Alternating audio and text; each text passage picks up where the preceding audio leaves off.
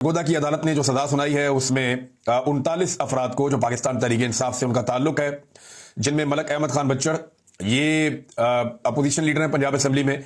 इनके अलावा अहमद चट्टा जो सेंट्रल पंजाब के पाकिस्तान तहरीक इंसाफ के सदर, और सेक्रेटरी जनरल बिलाल एजाज, ये इनके ऊपर मुकदमा दर्ज था। इनको भी सजाएं दी गई हैं। 10-10 साल की सजा सुनाई गई 9 मई के मुकदमात में।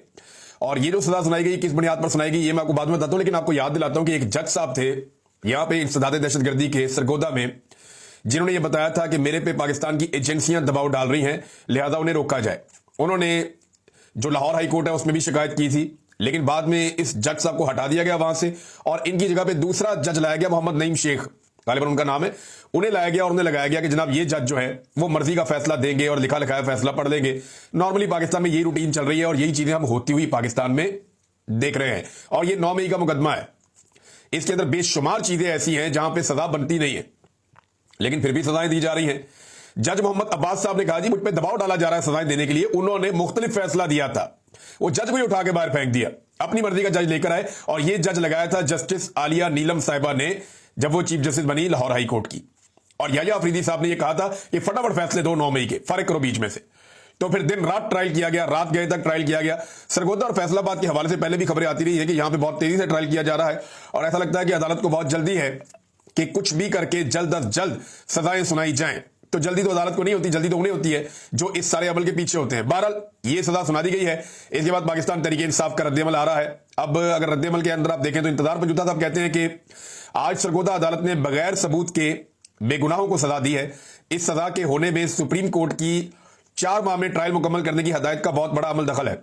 सुप्रीम कोर्ट की 4 माह की मुद्दत तायुन के बाद जजेस ने दिन रात ये ट्रायल चलाने और किसी कानूनी तकादे का ख्याल ना रखा। ये सजाएं हमेशा हमारे अदालती निजाम पर स्याह धब्बे के तौर पर याद रखी जाएंगी। वकील क्या कह रहे हैं? वकील ये कह रहे हैं कि इससे भयानक और सफाकाना फैसला हमने देखा ही नहीं अपनी तारीख में। यानी बिलाल एजाज और अहमद चट्टा के खिलाफ शहादत ही नहीं थी, कोई शहादत गवाही कोई मौजूद ही नहीं थी। और मुझे जज साहब ने कहा था कि इन पर तो बात ही ना करें, ये तो बरी है।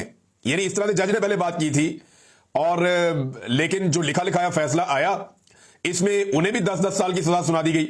ये तहरीक इंसाफ के वकील वहां पे बता रहे कि जज ने कहा था कि ये तो बरी है, इनमें तो बात ही ना करें, ये बंदे तो फारिग हैं, अहमद चट्टा और बिलाल एजाज, लेकिन इन्हें भी 10-10 साल की सजा सुना दी गई। तो अब सजाएं सुनाने के बाद पाकिस्तान तहरीक इंसाफ के एमएनएस भी फारिग करवाए जाएंगे, एमपीएस भी, और उनकी जगह पे दोबारा इलेक्शन करवा के अपने बंदे लाए जाएंगे। ये जो मिलिट्री एस्टेब्लिशमेंट ने फैसला कर रखा है ना, अगर किसी को आज भी लगता है कि अदालत के जरिए से, कानून के जरिए से, इंसाफ के जरिए से, सिस्टम में रहते हुए बगैर डील के इमरान खान साहब या पाकिस्तान तहरीक इंसाफ इस गर्दाब से निकल आएगी, तो वो भूल का शिकार है। या तो इमरान खान साहब को डील करनी पड़ेगी या फिर अवाम को सड़कों पर फैसला करना पड़ेगा इस निजाम के साथ। या तो इनसे 2-2 हाथ करने पड़ेंगे या इनके सामने हाथ जोड़ने पड़ेंगे। दूसरा कोई ऑप्शन नहीं है कि आप कानून और इंसाफ के जरिए से इस मामले से निकल आए, क्योंकि पाकिस्तान की मिलिट्री एस्टेब्लिशमेंट ने यह तय कर रखा है कि उन्होंने हर हाल में कुचलने की अपनी पॉलिसी को जारी रखना है। जमहूरियत गई भाड़ में, इंसाफ गया भाड़ में, वो किसी चीज में नहीं मानते भाई। वो ये कहते हैं कि जैसे हमारा दिल कर रहा है उसी तरह निजाम को चलाएंगे। अब तहरीक इंसाफ ने वैसे तो परखचे उड़ा दिए थे 9 मई के मुकदमात के हवाले से। यहां पे बहुत सारे लोगों ने बड़े लंबे लंबे थ्रेट्स लिखे हैं और उन्होंने बताया है कि किस तरीके से ये मुकदमा झूठे हैं और अदालत के अंदर कौन कौन सी चीजें साबित हुई। लेकिन इसके बावजूद अदालतें पड़े पड़े फैसले सुनाई जा रही हैं। अदर मशवानी साहब ने पाकिस्तान तहरीक इंसाफ का जो सोशल मीडिया है उन्होंने ये मामला उठाया और एक तफसीली पैगाम जारी किया। और सोशल मीडिया का ये पोर्शन है ना नाज़रीन, ये सुनने वाला, इसको एक दफा आप सुनेंगे तो आपको आइडिया हो जाएगा कि पाकिस्तान तहरीक इंसाफ के खिलाफ 9 मई एक बहाना था। एक्चुअली पाकिस्तान तहरीक इंसाफ और इमरान खान को निशाना बनाना था। सिंपल ये है। और 9 मई के बहाने जिस तरह एक सियासी जमात को कुचला गया है, इसकी मादी में कोई मिसाल नहीं मिलती। अब अगर आप देखें तो 9 मई में कौन सी ऐसी चीजें हैं जो, या 9 मई से जुड़े ऐसे कौन से मुकदमात के अंदर पहलू हैं जिनकी बुनियाद पर सजा तो बनती नहीं थी। ये वो चीजें जो पीटीआई निकाल कर लाई है और इसमें बेशुमार और चीजें भी शामिल की जा सकती हैं। लेकिन ये देखें आप, जिस साजिश पर इमरान खान समेत क़यादत की जमानतें खारिज की गई, वो साजिश एफआईआर में सिरे से दर्ज ही नहीं है। पुलिस गवाहों ने अदालत में तस्लीम किया कि साजिश का जिक्र बाद में खुद साख्ता तौर पर बयानात में शामिल किया गया है। यानी इन्होंने जाके पहले साजिश सुन ली। भाई तुमने सुन ली है तो पहले तो साजिश शामिल करो ना उसके अंदर। एफआईआर में है ही नहीं। एफआईआर 10 मई की सुबह 3:20 पर दर्ज हुई, जबकि शिकायत 10:30 को मौसूल हुई। यानी 7 घंटे 10 मिनट के बाद, यानी तकरीबन 7 घंटे के बाद दरखास्त आती है, 7 घंटे पहले एफआईआर हो जाती है। ये दुनिया में कभी कहीं आपने सुना है कि दरखास्त बाद में आए और एफआईआर पहले हो जाए? ये कैलेबरी फॉन्ट में हुआ था कि इनकी डीड पहले लिखी गई थी और वो फोंट बाद में इजाद हुआ था। ये वही वाली कहानी यहां पे हो गई जो कैलवरी में हुई थी कि एफआईआर होती है सुबह 3:20 पे और जो दरखास्त आती है वो सुबह आती है 10:30 पे, 7 घंटे 10 मिनट के बाद। एफआईआर में 5 जख्मी एहलकारों के बारे में बताया गया, जबकि अदालत में सिर्फ 3 एहलकारों के मेडिकल लीगल सर्टिफिकेट पेश किए गए कि ये जख्मी थे, और वो भी जाली निकले क्योंकि डॉक्टर ने बता दिया अदालत में कि पुलिस वालों ने कोई जख्म नहीं दिखाए, सिर्फ जबानी बताया था तो हमने बना दिया जो कहा गया। इन्वेस्टिगेशन ऑफिसर ने तस्लीम किया कि जाए वकुआ का कभी उसने दौरा ही नहीं किया। यह नाज़रीन इतना बड़ा मामला है कि इसमें तो सजा कभी हो ही नहीं सकती।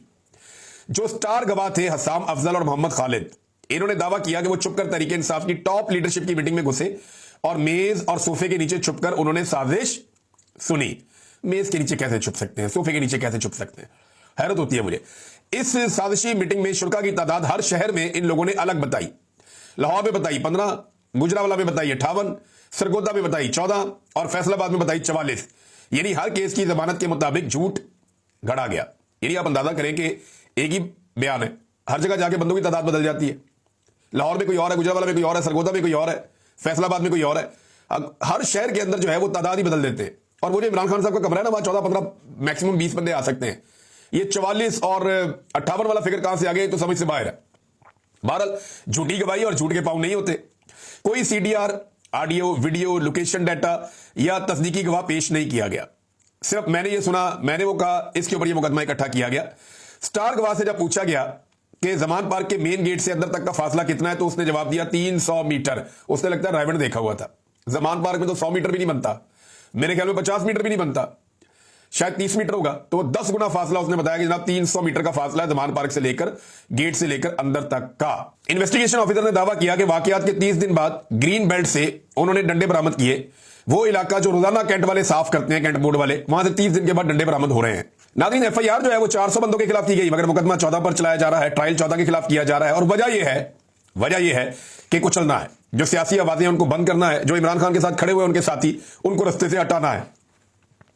एफआईआर में किसी भी मुलजम की शनाख्ती तफसील दर्ज नहीं है, ना उनका रंग, ना कपड़े, ना शक्ल, कुछ भी नहीं है। पेट्रोल बम के दावे किए गए, मगर कोई भी सीसीटीवी फुटेज, ना कोई गवाह और ना ही कोई मौके का नुकसान अभी तक पेश किया गया। बस ये कहा गया कि सुनने में ये आया है। पुलिस की गाड़ियों की तोड़फोड़ का इल्जाम लगा, मगर वो गाड़ियां अदालत में पेश ही नहीं की गई। तीनों गाड़ियों की स्क्रीन पर एक ही साइड पर एक जैसा निशान है, और ये यानी बड़ी अजीब और मशकूक चीजें हैं। यानी 3 गाड़ियां जो दिखाई गई कि जनाब ये गाड़ियां टूटी हैं, उनकी तीनों की एक ही बंदे ने लगता है मारा, एक ही चीज से मारा और एक ही तरफ को मारा है और एक ही जैसा निशान है। अदालत में इंस्पेक्टर मुनीर ने एहराम में आकर वीडियो लिंक पर गवाही दी, मगर हलफ लेने से इनकार कर दिया। जब वकील ने एतराज किया तो जज ने उसे जुर्माना कर दिया। सेनेटर एजाज चौधरी के प्रोटेक्शन ऑर्डर 2 साल से जारी नहीं किए गए ताकि इनकी नशिस्त खाली करवाई जा सके। शाह मोहम्मद कुरैशी पर इल्जाम है कि जनाब उन्होंने लाहौर में यह सब कुछ किया, हालांकि वो कराची में अपनी बीवी के साथ अस्पताल के अंदर मौजूद थे उनके इलाज के लिए, आगा खान अस्पताल में। डॉक्टर यास्मीन राशिद को बीमारी की हालत में जबरदस्ती अस्पताल से जेल मुंतकिल किया गया ताकि फैसले के वक्त इन्हें कटहरे में लाया जा सके। और बेशुमार चीजें उन्होंने बताई जी। स्टार गवाह हसाम अफजल ने कहा कि वो 7 और 9 मई को जमान पार्क गया, मगर थाना शादमान के रोजनामचे के मुताबिक वो इन दिनों गैर हाजिर था, यानी गवाही झूठी और गैर कानूनी थी।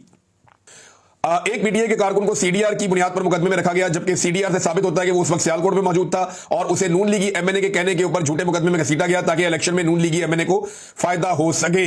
पुलिस वाले ने दावा किया कि वो जमान पार्क में छुपकर गया ताकि साजिश सुन सके, मगर कोई इजाजतनामा, सर्विलेंस ऑर्डर या एसपी की मंजूरी मौजूद नहीं थी।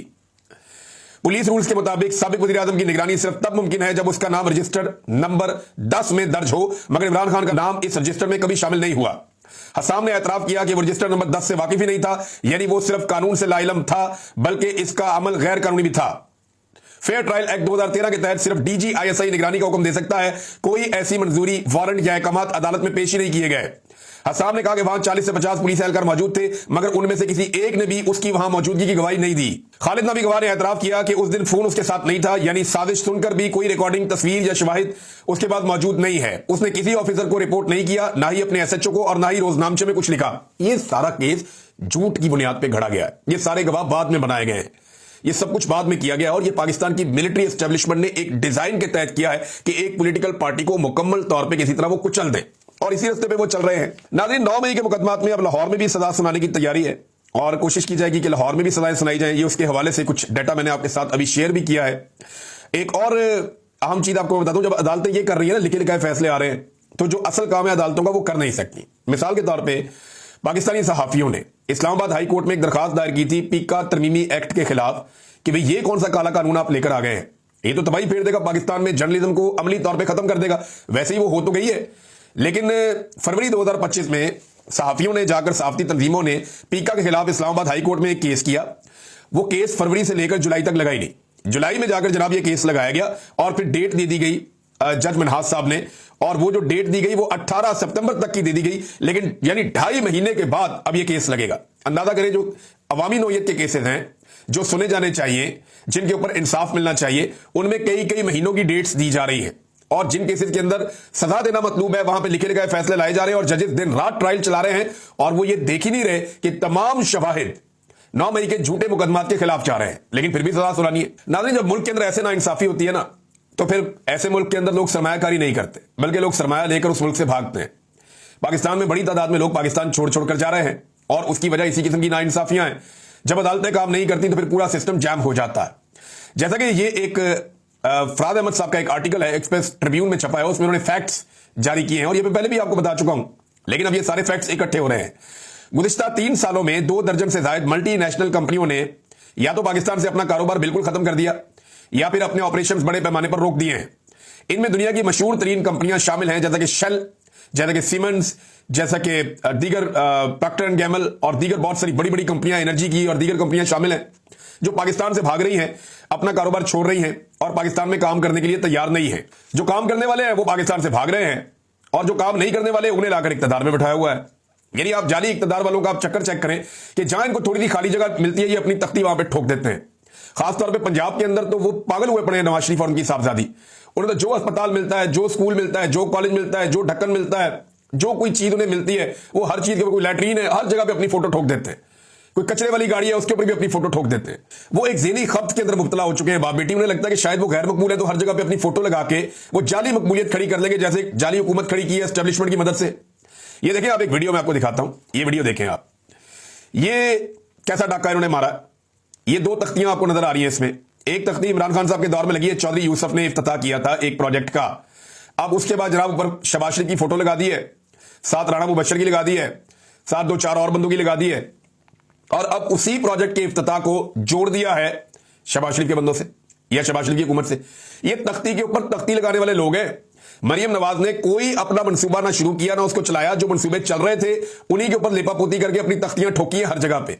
एक दिन इसके ऊपर अलग से एक वीलॉग करेंगे और इसका डाटा इकट्ठा करना चाहिए, बल्कि मैं अपनी टीम से भी कहूंगा हम ये डाटा इकट्ठा करेंगे और बताएंगे इमरान खान साहब के कौन कौन से ऐसे प्रोजेक्ट हैं जिन पे मरियम नवाज ने अपनी तख्ती ठोकी है और लाकर अपनी तख्ती लगाई है और अपनी मशहूरी की है। यहां पे आप ये देख लेना, ये आपके सामने एक मिसाल है। नीचे इमरान खान साहब की तख्ती लगी हुई है इफ्तिताह की, और ऊपर जनाब शहबाज शरीफ साहब के नाम से दोबारा इफ्तिताह ठोक दिया गया है। तो ये है जनाब इनकी टोटल कारकर्दगी और ये है इनकी कार्रवाई। नाज़रीन, एक और खबर है, और ये खबर है खबर मानिका का बेटा छूट गया है। जो असर रसूख इस्तेमाल करने वाले लोग हैं उन्होंने अपना असर रसूख इस्तेमाल किया और सुलह करवा दी जिस मुलाजिम को उसने गोली मारी थी उसके साथ, और फिर जमानत मंजूर कर ली गई। अब देखें, उन सारे लोगों को डूब मरना चाहिए शर्म से, यानी अगर बेशर्मी है तो फिर ना डूब मरे, लेकिन उन्हें शर्म से डूब मरना चाहिए जो ये कह रहे थे खबर देते हुए कि ये बुशरा मानिका का बेटा, भाई खबर मानिका का बेटा लोगों बेशर्मो, भाई तुम बुशरा मानिका का बेटा लिख रहे हो, वो तो छूट गया सुलह करके, बुशरा मानिका अभी भी जेल में है। यानी जानबूझ के इस तरह की हरकतें करते हैं कि इमरान खान को लेट डाउन करना है, उसे नीचा दिखाना, बुग़्ज़ है ना, एक बुग़्ज़ है। यानी पाकिस्तान तहरीक इंसाफ में कोई भी बंदा बुरा करे, ये कहते हैं इमरान खान रिस्पॉन्सिबल है, वो जेल में बैठा हुआ आदमी है, उससे कोई मिल नहीं सकता, सहाफी उससे बात नहीं कर सकते, उसकी फैमिली उससे मुलाकात नहीं कर सकती। आज के दिन में उसकी फैमिली गई मिलने के लिए, मिलवाया नहीं गया। इमरान खान की बहनें सारा दिन इंतजार करती रही। वहां पे अडयाला के बाहर कारकुन भी गिरफ्तार किए गए। पाकिस्तान तहरीक इंसाफ की अब गिरफ्तारियां अमली तौर पर शुरू हो गई हैं, क्योंकि सबको आइडिया है कि अब तहरीक चलने जा रही है और इस तहरीक के लिए लोग निकलेंगे, लिहाजा सबको पकड़ो और बंद कर दो। तो बंदे पकड़े जा रहे हैं, बंदे बंद किए जा रहे हैं ताकि तहरीक को चलने से पहले रोका जा सके और कुचला जा सके। तो अवामी तहरीक जब चली ना, या जब अवाम ने फैसला कर दिया उन्होंने निकलना है, तो फिर गिरफ्तारियां कुछ नहीं बेचती। पाकिस्तान की जेलों में इतनी जगह ही नहीं है कि अवाम के 2% को भी अपने अंदर भर सके। अगर अवाम निकल आई ना तो ये टके की इनकी औकात नहीं रहेगी, ये 2 दिन के अंदर एक्सपोज हो जाएंगे, पूरा का पूरा निजाम, पूरी की पूरी एस्टेब्लिशमेंट।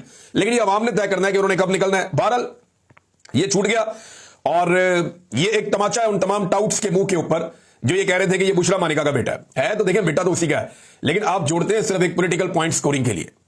असल में तो खबर मानिका है ना, जिसने असर रसूख को इस्तेमाल किया और इसको बाहर निकाला। बुशरा मानिका तो अपनी बेटियों से मुलाकात नहीं कर सकती, उसकी बेटियां जाती हैं मिलने के लिए साबिक खातून अव्वल की, मुलाकात नहीं करवाई दी जाती। वो सामान लेकर जाते कि जी हमारी मां को दे दो, वो सामान भी उनकी मां को नहीं देते।